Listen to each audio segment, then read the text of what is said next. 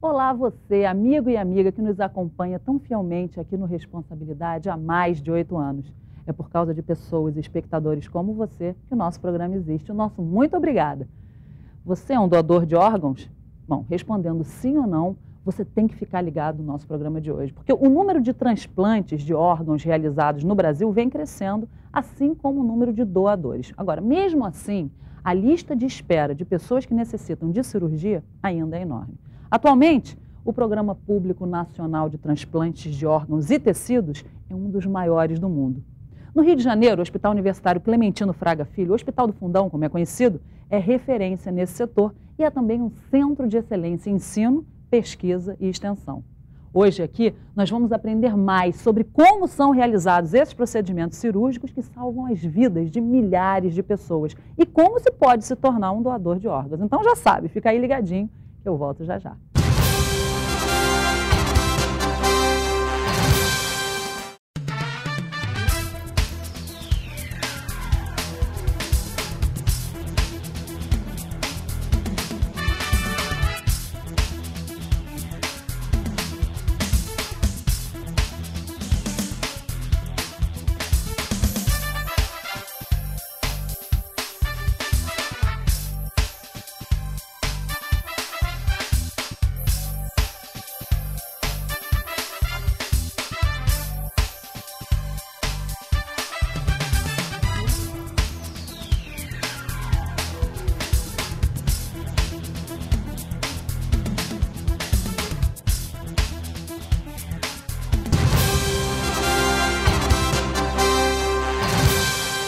Estamos de volta com responsabilidade com ele, que é professor adjunto do Departamento de Cirurgia da Universidade Federal do Rio de Janeiro. É também especialista em cirurgia geral pelo Colégio Brasileiro de Cirurgiões. Tem experiência nas áreas de transplante hepático, anatomia geral e cirúrgica, atuando principalmente nas áreas de transplante, cirurgia hepática, hipertensão portal e anatomia cirúrgica. Atualmente, é responsável técnico pelo Programa de Transplantes Hepáticos do Hospital Universitário Clementino Fraga Filho. Seu nome é Rodrigo Martinez. Que prazer te receber, tão jovem. Né? Quando a gente lê um currículo vasto desse, já espera uma pessoa com uma idade super avançada e se depara com uma pessoa de pouca idade, um orgulho. Não, eu não sou tão jovem assim, talvez eu pareça um pouco. Eu queria dizer também que eu estou muito orgulhoso de estar aqui. Dentro do possível, eu assisto eventualmente seu programa e acho que você faz um trabalho muito interessante. Até os parabéns para você e para toda a equipe do seu programa. Obrigada, Rodrigo. Queria que você falasse para a gente, porque eu acho que nem todo mundo é doador de órgãos, né? De vez em quando há campanhas, mas eu acho que quando as campanhas estão fora do ar, muito menos gente se inscreve. O que a gente poderia fazer aqui com o programa, através do seu trabalho? O que a gente, como mídia, como programa de televisão, programa de rádio, que é onde eu trabalho também, além de divulgar, o que a gente poderia fazer para conscientizar as pessoas e cada um se tornar um multiplicador dessa ideia? Não existe uma fórmula absolutamente mágica para isso. O que a gente faz é pegar os exemplos dos países onde isso funciona muito bem, dos locais onde isso funciona muito bem. Isso envolve muita coisa, na verdade.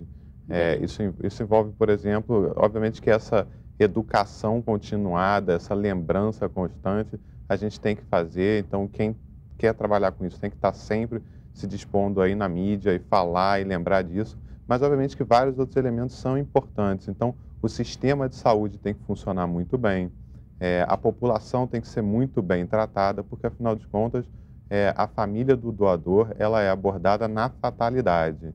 Ela é abordada quando o doador faleceu. Estou falando da doação cadavérica, que é aquela que a propaganda, enfim, a mídia tem mais papel. Então, é fundamental que a pessoa esteja, obviamente que feliz ela não estará, mas que ela esteja satisfeita com o tipo de atendimento que o familiar dela recebeu e esteja pronta para fazer esse ato, que é um ato de amor, mas é um ato de entrega que infelizmente, tem algum tipo de ônus para a família, sim. E como funciona, para quem está em casa e não sabe como é isso, como isso funciona? A própria pessoa, deliberadamente, tem que assinar algum documento, porque eu sei que existem sinais nos documentos. Como é que tem que fazer, Rodrigo? O problema é que isso sofreu muitas modificações ao longo dos últimos 10 anos, 15 anos, né? Então, a gente já houve um momento inicial em que isso não era muito bem estabelecido. Posteriormente, se chegou a propor, se chegou a ser lei, inclusive, que as pessoas já manifestassem previamente se eram doadores ou não, mas isso não deu certo, por uma série de questões, até culturais, talvez. Hoje em dia, o que vale é que essa doação ela precisa ser consentida, ela tem que ser permitida por algum familiar até segundo grau. Então, o que é a melhor coisa que uma pessoa faz, se ela quer ser doador, quero ser doador de órgãos, é conversar com as pessoas que estão ao seu redor, que vão ser as pessoas que, numa fatalidade, vão ser as pessoas que vão ter que autorizar essa doação ou não. Então, esse é um assunto que precisa ser falado na família, tem que ser discutido isso. Rodrigo, a gente fez uma pesquisa e trouxemos uma curiosidade para você que está em casa. Eu quero falar sobre isso, que eu acho que esse é o momento aqui agora, diante de você, um especialista no assunto. Então, no nosso momento curiosidade do programa, a gente trouxe para você que o Ministério da Saúde e o Facebook lançaram aos usuários da rede social a possibilidade de se declarar doador de órgãos. É muito simples. Você vai na sua linha do tempo e clique em evento cotidiano. É um ícone à direita, na barra superior, no seu campo de atualização de status. Aí, a seguir, você seleciona a opção Saúde e Bem-Estar e depois clica em doador de órgãos. Aí você vai ser um doador de órgãos, vai ser um doador de vidas. Muito legal, né, essa iniciativa, porque eu acho que isso contribui. Todo mundo hoje em dia é internauta, né, Rodrigo? Perfeito. Isso é uma iniciativa interessante, mas as pessoas precisam saber que isso não tem um valor legal. Mas isso, obviamente, tem um valor muito grande. Por quê? Porque, de certa forma, imagina uma pessoa que nunca conversou com a família sobre isso, por qualquer questão, ou porque dentro da família isso é um tabu, ou porque a pessoa tinha vergonha de falar isso. E aí, infelizmente, se a pessoa tem uma fatalidade, falece, a família vai lá e descobre que ele fez isso. E aí a família, a partir disso, permite que aquele indivíduo doe os seus órgãos. Assim ela fica descobrindo que aquele familiar tinha interesse em doar os órgãos. Então, isso é uma iniciativa absolutamente interessante, como outras que em outros, assim, a gente já teve a oportunidade de encontrar. Então, existem algumas instituições que fazem um cartão do doador. Então, você vai e faz um cartão dizendo que você é doador. São formas de você acabar avisando as pessoas de que você é um doador. Entendi. O Rio de Janeiro é o segundo estado que mais capta órgãos no Brasil, né? O primeiro é São Paulo. Você atribui isso a quê? A densidade populacional ou você acha que é assim, uma benevolência da população? Isso é uma pergunta muito interessante. Até pouquíssimo tempo atrás, o Rio de Janeiro ele era um estado onde o nível de doação era muito baixo, muito baixo. Aí a gente realmente tem que prestar até um reconhecimento em relação às pessoas que estão trabalhando com isso, em especial o doutor Eduardo Rocha, que é atualmente, ou melhor, ele até pouco tempo atrás era a pessoa que chefiava o Programa Estadual de Transplantes, que é o programa responsável por esse movimento todo de encontros de doadores. Eu acho que isso foi fundamental. Na verdade, ele implementou uma série de medidas essencialmente baseadas justamente na questão de busca ativa. É muito importante que existam pessoas que visitem os hospitais e procurem doadores. Entendi. Isso é o que tem. Eu acho que isso foi uma coisa que contribuiu muito. Eu não acredito que tenha havido, por exemplo, uma mudança muito grande no perfil da população, por exemplo. Eu acredito mais uma medida do Estado em relação a isso. Eu tenho uma curiosidade grande a respeito, que eu vou falar da parte hepática, que é a sua especialidade, mas antes disso eu queria matar essa curiosidade, que eu acho que é de grande parte das pessoas que estão em casa também. Está acontecendo presentemente uma campanha de doação de medula.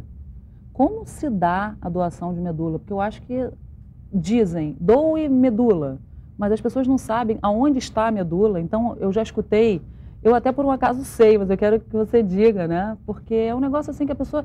Tem gente que pensa na cabeça. Então, você imagina, vou doar a minha medula, eu já ouvi gente falando isso. Então, eu acho que a gente precisa esclarecer para a pessoa saber como a pessoa, o doador fica depois, né? Ajuda, gente. Na verdade, porque essa confusão de cabeça, medula, é porque existem duas medulas, na verdade, né? Assim, o termo anatômico medula sozinho ele não quer dizer muita coisa. Quando a gente diz de doação de medula, a gente está falando da medula óssea, que é um tecido que fica no interior dos ossos e que é um tecido que produz o sangue. É o tecido que produz os elementos do sangue. O que se faz é que esse tecido tem uma capacidade grande de proliferação, de crescimento. Então, você pode pegar um pedacinho dele de uma pessoa saudável e colocar numa outra pessoa que não tem esse tecido ou por uma série de questões médicas distintas, né? Então, como se dá essa doação? Na verdade, essa doação, inicialmente, o que é necessário se fazer é se cadastrar E a partir desse cadastro é obtida uma amostra da sua medula. E ela é colhida de que parte do corpo? Geralmente é do osso da pelve, né? Aqui, né? Isso, nessa região. Então é uma microcirurgia que tem que ser feita num doador, é isso? Exatamente, ela é feita com anestesia local, a gente pode dizer que o nível de dor é muito pequeno, isso é feito com um nível de segurança absurdo, material estéril, tudo correto, e o que se faz inicialmente é uma tipagem, né? Você tentar caracterizar o tecido daquela pessoa, porque não a compatibilidade desse tecido é um pouco mais complexa do que simplesmente a questão do grupo sanguíneo. Eu sou grupo sanguíneo A, então eu posso doar para uma pessoa doar. Não é tão simples assim.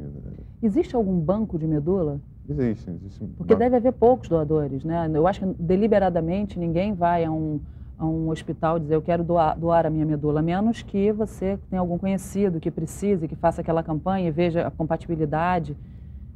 Mas o interessante é que as pessoas façam isso de livre e espontânea vontade. Claro, é para isso que a gente está aqui. Porque com isso você aumenta, veja só, você está trabalhando com uma compatibilidade muito mais complexa, você precisa ter muito mais coisas em comum do que simplesmente o seu grupo sanguíneo, então é muito mais difícil você encontrar uma pessoa que seja compatível com você. Então, o que é o mais interessante? O mais interessante é que você tem um número grande de pessoas, inclusive não necessariamente aparentadas, que por livre e espontânea vontade, se cadastrem e façam essa doação. Isso é que é o mais interessante. Então, sim, uma pessoa pode fazer isso espontaneamente e, obviamente, que isso é uma coisa que pode ser muito boa. Essa pessoa pode chegar a nunca ser um doador, porque pode ser que nunca ninguém com a mesma compatibilidade que ela necessite daquilo, isso, mas ela pode fazer algum bem, de repente, para alguém que precise. O doutor Rodrigo, é porque assim, doar sangue a pessoa sabe, todo mundo já sabe como é, né? Você acorda cedo, vai em jejum, nos lugares indicados, chega lá, coloca o seu braço à disposição, e aí fazem um exame preliminar, você doa, fica lá, enche X% da massa do seu corpo, depois você tem um café da manhã e acabou-se. Agora a medula não se sabe como é, então você já disse que é uma anestesia, se retiram. Como é? É feito através de uma microcirurgia, é através de uma seringa que se espelha alguma coisa? E depois como fica o doador? Porque órgãos, normalmente, são, como você falou, cadavéricos, né? A pessoa só doa a córnea em caso de falecimento, ou o próprio fígado. O rim não, porque é mais de um, mas normalmente órgãos a gente imagina em caso de óbito. Medula, a pessoa continua, né? E funcionando bem, e ela se regenera. Então o doador fica zerado. No caso do rim não é assim, não é isso? Exatamente. A pessoa doa um rim e não nasce outro. Exatamente. A medula, ela se restabelece por completo. O rim, se a pessoa se dispõe a doar um rim, ela, que normalmente tem 2 rins, vai ter um rim só. Em princípio, uma pessoa com um rim só, ela vive absolutamente de forma idêntica a uma pessoa que tem 2 rins, obviamente tomando precauções, obviamente que não havendo nenhuma doença. Lembrar que existem doenças que aos poucos elas podem prejudicar o funcionamento do rim, a pessoa pode não saber disso e por isso não necessariamente ela pode estar apta a doar. Então, uma pessoa que é hipertensa, ela pode ter um rim um pouco espoliado e não ter condições de doar esse rim, por exemplo. Isso pode acontecer. E, doutor Rodrigo, sobre hospitais públicos, quer dizer, só se escuta falar mal de hospital público. Quando a gente fala sobre o Hospital do Fundão, é uma referência, quer dizer, a gente tem ótimas lembranças, mas só se escuta falar que está sucateado, que o pessoal está em greve, que está com problema. Agora, eu estive lá alguns anos atrás fazendo uma matéria até sobre transplante de fígado e vi que a coisa funcionava de vento em popa. Eu me senti até num país outro, eu me senti assim, num hospital. Não quero nem falar, porque eu sou brasileira, patriota, apaixonada. Então eu queria saber, por que tem essa coisa? Se a coisa funciona tão bem, por que elogios não há? É engraçado você estar falando isso, porque realmente o hospital ele tem passado por muitas crises, como todos os hospitais universitários do Brasil. Então, na verdade, volta e meia a imprensa mostra uma situação de algum hospital universitário, salvo raríssimas exceções. As pessoas citam muito o Hospital Universitário de Porto Alegre, que seria um lugar onde as coisas funcionariam de uma forma muito diferente. Mas a imensa maioria dos hospitais universitários, eles passam por um problema muito sério por questões pasmem, de financiamento. O hospital universitário ele tem um financiamento completamente diferente de um hospital tipicamente Ministério da Saúde e recebe uma verba infinitamente menor. É tudo hospital, mas o governo vê de uma forma diferente e é uma pena. Mas, por outro lado, eu acredito que uma questão, principalmente do material humano que a gente tem, é muito bom ainda, é muito bom. Tanto que eu já tive, as pessoas, em geral os pacientes, eles elogiam muito essa parte, o atendimento, a parte do material humano. Mas o hospital tem passado por crise, sim. E como funciona a fila? Porque também é uma coisa bastante polêmica. De vez em quando tem um escândalo no jornal e teve, alguns anos atrás, um problema sério, até a pessoa que estava à frente houve problemas. Como é que funciona essa fila aí? Existe alguma maneira? Porque no Brasil tem sempre aquela história do jeitinho, né? Tem maneira de furar a fila? Como que quem está na fila se certifica de que vai ter a sua ordem respeitada?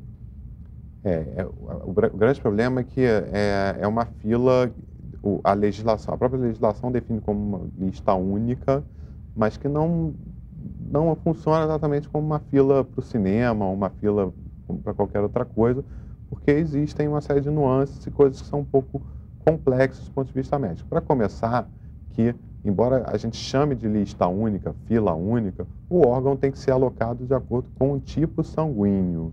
Então, na prática, é como se existisse uma fila para as pessoas que têm tipo sanguíneo A, uma fila para as pessoas que têm um tipo sanguíneo O, por exemplo. Então, já começa a coisa por aí. Não sei se eu estou certa, mas eu também sei que existe uma outra característica que é o estado do órgão. Ou seja, se você está uma criança na fila e uma pessoa mais idosa, e vamos dizer, pegar aqui como exemplo, um fígado, ele já esteja um estágio mais avançado de algum problema, mas melhor do que o da pessoa que está à beira do óbito, você então prioriza a pessoa mais velha e espera um melhor para a criança, não é isso? Na verdade, o exemplo da criança e do adulto ele não é tão bom assim, porque no caso da criança e do adulto existe uma diferença de compatibilidade até de tamanho. Então, geralmente, o fígado de criança vai para criança, adulto para adulto. Mas não tem uma história que o fígado se regenera e você coloca um pedaço? O que você pode fazer, por exemplo, é separar um fígado e dar um pedaço dele para uma criança, tudo bem. Mas esse exemplo que você está citando, ele é particularmente muito bom, porque existem situações em que o primeiro da fila não está tão grave assim, e às vezes você tem um órgão que é um órgão que tem uma chance um pouco maior de não funcionar ou de funcionar mal. E aí, de certa forma, talvez não fosse justo você colocar um órgão desse numa pessoa que está muito bem, está em primeiro lugar na fila e que muito provavelmente amanhã ou depois vai ter à sua disposição um órgão melhor. Isso não era muito claramente definido na legislação até 2009. Em 2009, se abriu um pouco mais de possibilidade para que a equipe escolha um pouco, ou pelo menos já preventivamente já coloca algumas situações. Hoje em dia, a equipe pode dizer, para esse meu receptor aqui, especificamente para esse meu receptor, eu só aceito um órgão assim, assim, assim, assim. E o seu horário de trabalho é assim, qualquer um, né? Quer dizer, você está dormindo em casa, de repente acontece um acidente, a família então se dispõe a doar, você levanta da cama e vai fazer um transplante. É assim a sua rotina? É assim que funciona. A equipe tem que estar permanentemente, integralmente disponível para realizar o transplante, porque você não pode perder um órgão, claro. Você tem pouco tempo para fazer esse processo de captação. Com que frequência isso acontece? Assim, diariamente, uma vez por semana? Assim, normalmente, né? Claro que... Isso depende, isso varia muito.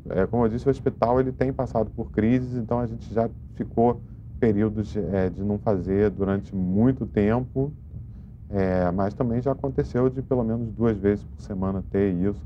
Cada transplante é uma jornada aí de pelo menos umas 24 horas que a equipe fica totalmente em função disso. E o seu sentimento? Muito dúbio, né? Talvez, eu imagino. Um falecimento, mais um renascimento ao mesmo tempo, né? Como é que é ser médico dessa especialidade? Nós não temos muito contato com a história do doador, né? Na verdade, pela legislação, inclusive, eu não posso nem ter contato com a família. Então, o nosso envolvimento com isso, com essa parte, ele é um envolvimento pequeno, mas obviamente que volta e meia sempre tem algum caso que choca. Quando uma criança, quando alguma tragédia muito, muito grande, você não tem como não saber. Realmente triste, geralmente é uma história triste, né? E como que quem está em casa e que quer ser um doador, ou que quer que a família seja, né, em caso disso acontecer, Qual é o tempo que a pessoa tem a partir do óbito para que aquele órgão, então, esteja capacitado a ser doado? O que tem que ser feito? Vamos instruir quem está em casa? Na verdade, a primeira coisa, a primeira etapa é se identificar que aquela pessoa teve uma morte encefálica, essa pessoa ter esse diagnóstico. E isso não é uma coisa tão simples assim. É necessário que se faça um exame físico clínico adequado, se perceba isso. Depois, pela legislação, no caso do adulto, tem que se aguardar 6 horas, se fazer um segundo exame e depois ainda se fazer um exame complementar. Isso no adulto. Numa criança de menos de 2 anos, isso é ainda mais complexo. O intervalo de tempo é ainda mais longo, às vezes são necessários dois exames. Depois que você tem esse diagnóstico, é absolutamente essencial, por lei, que aquele médico ele comunique, então, o órgão estadual ou nacional responsável por esse diagnóstico, né, que que no caso aqui do Rio de Janeiro é o Programa Estadual de Transplantes. Esse programa, então, ele vai ser responsável, vai ter funcionários que vão ser responsáveis pela comunicação à família, pela realização de exames, de sorologias, para se garantir que esse doador não tem nenhuma doença infecto-contagiosa, nada disso. E depois que, estando tudo isso ok, e uma vez sendo a família doadora, nós, então, somos acionados para fazer a captação do órgão naquele doador. Quanto tempo um corpo aguenta sem ficar putrefato, né, que é a palavra técnica, sem apodrecer, né? Então, a partir do momento que a pessoa falece, porque eu imaginei que tivesse que ser uma coisa mais célere, eu achei que tinha que haver mais rapidez, quer dizer, 6 horas, talvez um segundo exame, e fica ali, então, o corpo sem vida, sem nenhum tipo de tratamento. Eu achei que tinha que ser mais rápido. É porque nós estamos falando de morte encefálica. Então, na verdade, isso aqui para o leigo talvez seja um pouco complicado de entender, é que o resto do organismo ele permanece com seu funcionamento. Então, o coração continua batendo, os rins continuam funcionando, o fígado continua funcionando, o restante do organismo tem ainda o seu funcionamento. Obviamente que um organismo sem o sistema nervoso central, ele não vai permanecer estável.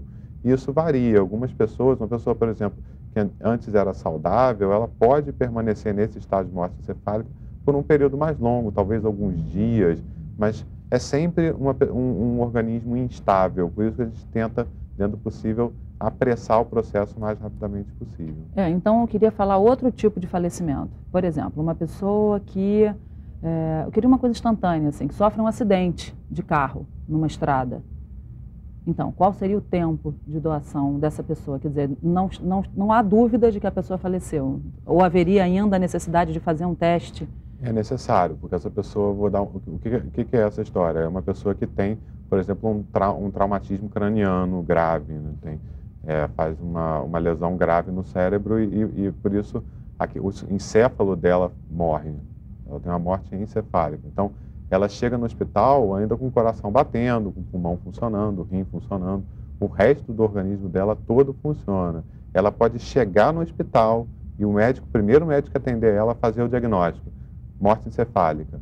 Ainda assim é necessário se aguardar 6 horas. Durante essas 6 horas, esse doador ele tem que ser estabilizado. Então, a melhor coisa que se faz é transferi-lo para um CTI, havendo disponibilidade para isso. Se tenta mantê-lo hemodinamicamente estável durante esse período, se fazem todos os testes, todas as sorologias, faz-se o exame complementar que precisa ser feito e depois se comunica à família, se pergunta se a família permite ou não a doação. Entendi. Então, em caso de uma morte instantânea, o sujeito teve um problema ali, foi acidentado e morreu mesmo, não é morte encefálica, a pessoa morreu, não há possibilidade. Morte no local, infelizmente, não. Uma morte no local, o paciente que parou o coração, esse doador, a nível de Brasil, não há o que se fazer. Não há o que se fazer. Não. Em nenhuma parte do corpo, nem as córneas? As córneas, sim. Tá? As córneas resistem. Durante quanto tempo, para a gente ter uma ideia? Pelo menos 24 horas. Ah, tá. Então, assim, em acidentes de vários tipos, pessoas que têm infartos em casa, pessoas que morrem de velhice mesmo. Recentemente morreu o grande arquiteto do Brasil. Então, assim, caso a família dele se disponha, ele tenha sido um doador, a córnea dele ainda funcionando, poderia, então, em 24 horas, ser doada? Sim, desde que, obviamente, se obedeçam questões legais importantes. A causa da morte tem que ser conhecida, enfim, autorizado pela família, enfim, todos esses detalhes técnicos, né? Você tem algum recado em especial para mandar para alguém, algum agradecimento ou alguma forma mais esclarecida de falar com a população que você queira deixar aqui? É a sua oportunidade, esse programa é seu, esse programa é sobre transplante, para falar da sua especialidade, é para a gente conscientizar as pessoas e ajudar, para você cada vez mais, o Rio de Janeiro, ano que vem, bater a marca de número 1 em recebimento de órgãos do Brasil. Eu tenho muita fé de que isso vai acontecer, assim, eu torço muito para que a gente consiga ter um programa, uma quantidade de doadores cada vez maior. Como eu disse, isso depende de muitas outras coisas, depende da saúde no Rio melhorar, depende da educação melhorar, depende de várias coisas, mas eu acho que se eu puder passar um dado, assim, uma coisa importante, é de que as pessoas precisam conversar sobre isso. Então, converse com a sua família sobre isso, se declare um doador, se você estiver de acordo. Se você tem dúvida, procure órgãos onde você possa se informar sobre isso. Hoje em dia a gente tem ferramentas formidáveis na própria internet explicando extensamente isso, mas é importante que as pessoas conversem sobre isso. Infelizmente, ninguém pode prever se vai sofrer algum tipo de tragédia ou não, ninguém tem como garantir quanto tempo vai viver ou não, isso é uma realidade triste, mas quem trabalha com saúde sabe disso. Então é importante que as pessoas conversem sobre isso. Esse é um assunto que precisa ser abordado entre os familiares, entre as pessoas. E é para isso que a gente está aqui, a gente quer agradecer muito a sua presença, todos os esclarecimentos, a gente faz esse serviço mesmo de utilidade pública, de esclarecer a população e fazer esse chamamento social para que todo mundo cada vez tenha mais consciência, porque fica se falando muito mal da vida, de tudo, fica um estado de depressão, assim, mas os bons são maioria, né, Rodrigo? Com certeza, não tenho nenhuma dúvida disso. Eu queria agradecer também a oportunidade de estar aqui. E você tem beijo para mandar para alguém, para sua família, para alguém da sua equipe, algum transplantado, alguém... Porque eu imagino que você, contribuindo para dar a vida, né, você seja uma pessoa muito querida dos seus pacientes, muita gente chore, te agradeça de joelho, te beije, te abrace, né, porque é assim que funciona mesmo a área médica. Você quer falar alguma coisa a respeito disso agora? Queria, na verdade, mandar um alô para a equipe, né? A equipe como um todo é muito unida, a gente muitas vezes se vê mais que a nossa família. E, sim, tem em resposta a isso que você está falando, muitos pacientes vêm e tratam a gente de uma forma realmente muito agradecida, mas é a nossa obrigação. Eu não acho que eu faça mais do que eu devo fazer. Obviamente que a minha profissão é sensacional, eu acho muito interessante, muito gratificante, mas acima de tudo é o que a gente escolheu fazer e é a nossa função. Você nasceu para ser médico? Eu nasci para ser médico. Desde criança você já sabia que ia ser médico? Eu não diria desde criança, mas eu nasci para ser médico, com certeza. Sou muito feliz com o que eu faço. Eu sou muito feliz com o que eu faço e eu acho que isso já é um sinal de que você está fazendo a coisa certa. Quando a gente é feliz com o que a gente faz, o dinheiro é o complemento, né? A gente não trabalha pelo dinheiro, é muito bom mesmo. E aí acaba que, por consequência, ele acaba vindo. Um dia ele chega, né? Com certeza. Que bom. Obrigada pela tua presença. Eu também tenho beijos a mandar, viu? Que é uma delícia fazer um programa assim que esclarece, ajuda, contribui, para que todos nós, vocês e eu também, a gente possa aprender. Olha, Luiz Cláudio Souza Leão, aqui do Rio de Janeiro, a Mariana em Alto, ao Hélio Marian, aqui todo mundo do Rio, a Cláudia Duque de Niterói, minha galera querida da Fluminense, Alexandre Torres, Dona Nina, que delícia, o pessoal de Niterói tão querido, Josiane Almeida Boaventura de Maricá. E olha, gente, você pode continuar escrevendo para as nossas redes sociais, mandando recado, assistindo os programas que você perdeu, quer rever aquele pedacinho, tem algum conhecido seu, alguém que você sugeriu, quer rever aquele programa? Olha só, tá tudo no YouTube carregado aqui no nosso canal. E também escreva para a gente, mande recado, sugestão de pauta, comentário, crítica, estamos aqui para tudo, no nosso Facebook. Sempre feliz de estar aqui com vocês. Já falei na abertura do programa que o nosso programa existe graças a espectadores como você. O nosso sempre, muito obrigada. Fiquem com Deus. Lembrando sempre, quanto mais responsabilidade você assiste, mais responsável você fica. Até o próximo.